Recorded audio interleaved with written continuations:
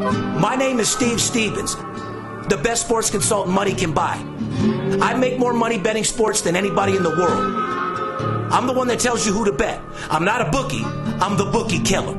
Steve Stevens, the legend himself, the Bookie Killa, the man whose reputation is undeniable, the man who will help you make millions against the books. Good afternoon, ladies and gentlemen. It's Steve Stevens, aka the Bookie Killer. Here he is talking about his money management system. The most important thing that has made me successful is my money management and discipline program. What that means is betting the same amount of money on every single game. Steve and his money management system, very much a do as I say, not as I do kind of guy. He had a show on CNBC called Money Talks that showed off his savant-like skills for picking winners, dealing with the very first client in the very first episode. So, you want to start with like a 50-dime bankroll? Yeah, kind of limp back in, get back in it. Let's just bet 10 a game. All right, I can get We'll start small, we'll do the money management program. Steve is all about money management. Bet the same amount every single game. Let's see what happens if the first game loses. Picking Miami minus the 9 points. All right, man, 22,000 to win 20. All right, you got it.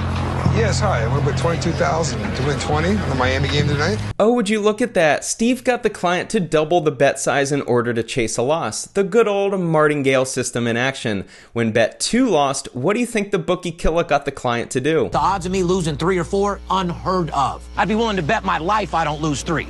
So here's the deal. We're down 33,000, your bankroll was 50. Yeah. You're gonna have to grab your nuts a little bit. We're gonna have to go to the bank, and I want you to bet 60K on the game tomorrow. Great idea. Just keep doubling the bets until you win. It's an amazing strategy. The problem with the Martingale system is that the sportsbooks will set limits on how much you can gamble. Generally, it's around 5K to 10K per game if you're a square, and maybe 2K if you're a sharp. The book saw the client with Steve and went, up the limits, we want to take his money. This show was staged to make it seem like Steve is an expert handicapper. You don't change your unit size. You don't start off your week betting $1,000 a game, lose 2 games in a row, and then on the third game go and bet 2 or 3,000. Steve is coaching his client to do the exact opposite of money management and smart gambling. One sportsbook wouldn't take 60K for a single game unless you speak with managers and they know you. They would only take the money though if they know you're an absolute square. My guess is they love taking Steve's clients' money. Because that's the only way that we're gonna be able to pull out of this. And I know your money doesn't grow on trees, but at the same time, you gotta trust me. A lot of amateur gamblers put their trust in touts. It's just like people buying courses from fake gurus thinking they'll start earning $100 grand a year right after completing the course. Invest in this confident expert and they will deliver you the secrets to wealth. With sports gambling, you can make insane amounts of money in a very short period of time. You think the home team will cover the spread? Bet $66,000 to win $60,000. 3 hours later with a winner, and you nearly doubled your money. It'll be a positive of $27,000.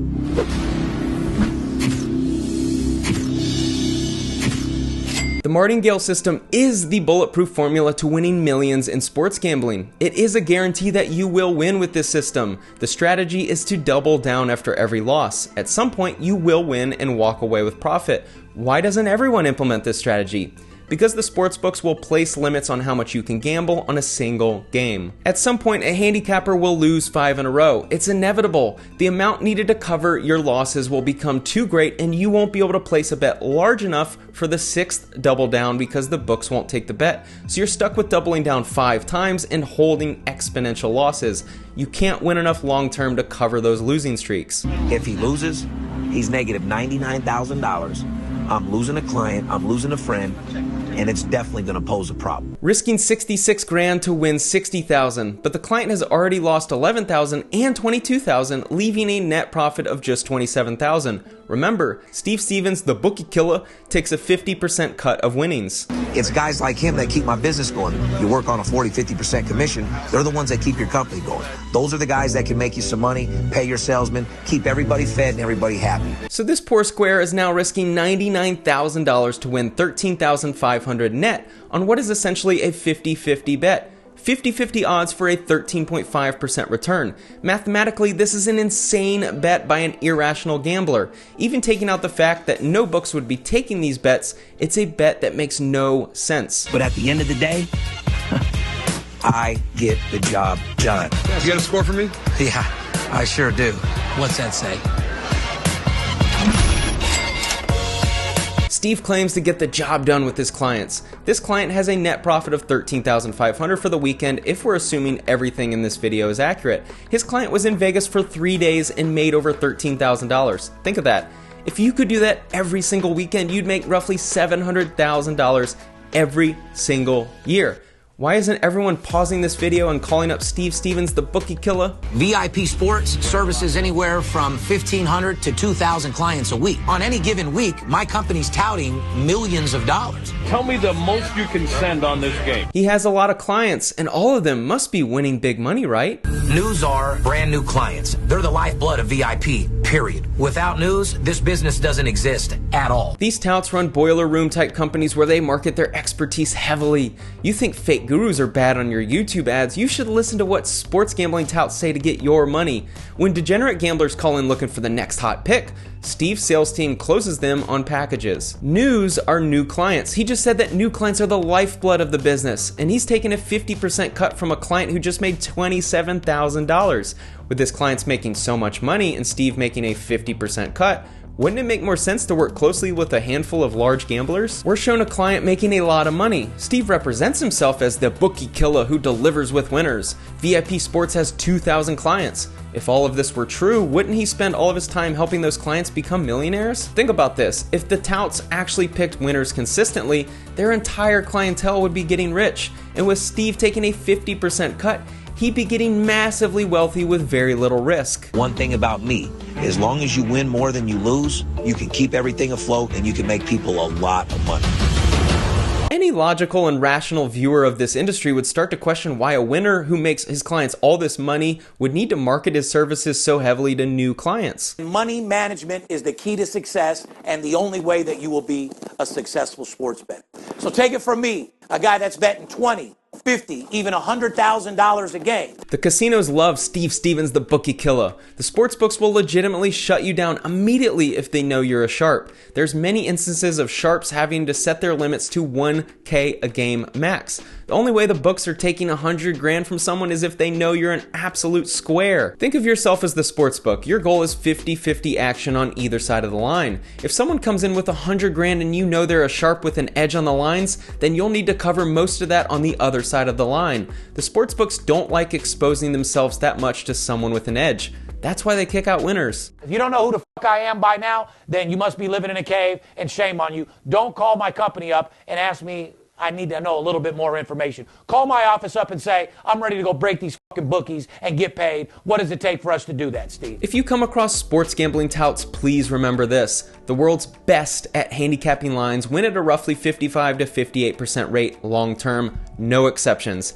Anyone claiming a higher rate than this either did it in a single weekend by pure luck, are lying, or they are betting massive favorites. You may be saying, okay Spencer, they're still winners, aren't they? The sportsbooks are so polished by now that their lines are built to win long term. You will lose long term if you are betting heavy favorite money lines. These lines are for squares because they seem so easy, just pick the team that's guaranteed to win.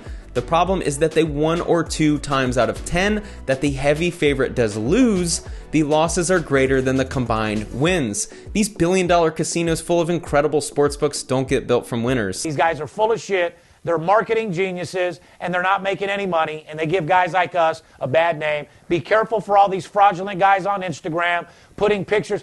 What does a picture of a car have anything to do with winning games? I would love some drama in the sports betting world. All these lying degenerate consultants would need to do was make all of their bets public. Not one legitimate consultant makes their bets public. If they actually did, they would get 100% of the business in the industry. Miraculously, transparency is lost when fake gurus are promoting themselves. In this Penthouse magazine interview with Darin Notaro, aka Steve Stevens, aka the Bookie Killa, said, I guess you could consider me the Sam Rothstein of casino, the new Lefty Rosenthal. I'm my own source. I win games. Call it lucky, call it what you want, just don't call me a loser, and definitely don't call me broke. Steve Stevens is not broke because there will always be gullible wannabe sports gamblers looking for winners, and they'll believe any hotshot promoting a crazy winning percentage.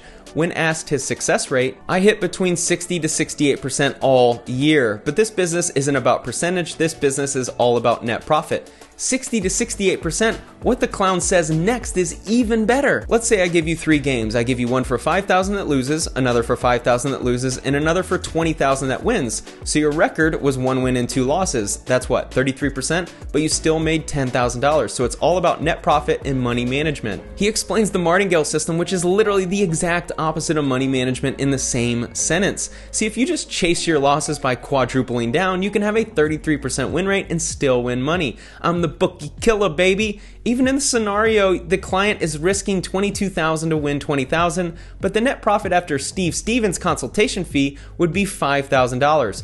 50% chance of winning, and you're risking $22,000 to win $5,000. If you don't have money management and discipline, you can't continue. At no point does Steve ever use money management. He relies on increasing bets to chase losses, which is the most square move in sports gambling. You use that system over a weekend when you don't pick winners because the odds of you going 0 for 3 in one sample weekend are low. But over the long haul, you will lose your tail betting the Martingale system. Why, class? We went over this because the casinos will stop taking your bets when they get too large, and especially if they know you're doubling down and chasing your losses. Welcome back, ladies and gentlemen. You're tuned into the VIP Sports Podcast.